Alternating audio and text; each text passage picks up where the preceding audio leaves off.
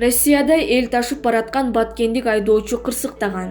Кыргызстандык кабылган жол кырсык 11 январда болгон.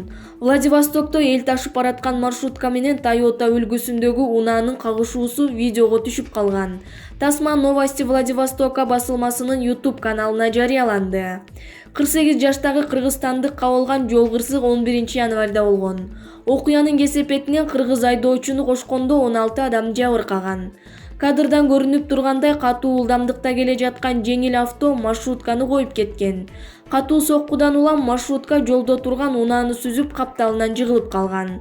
Жабыркагандардын бардыгы номер 2 клиникалык ооруканага жеткирилген. Кыргызстандык жаран Баткен облусунун Карабулак айылынын тургуну экени аныкталды. Ал кырсыктан оор жаракат алгандыктан кошумча нейрохирург анестезиолог чакыртылган. Кечээ 13 январда ага операция жасалып, дарыгерлер анын колун сактап калды. Абалы оор, бирок туруктуу. Булак Спутник чекит KG.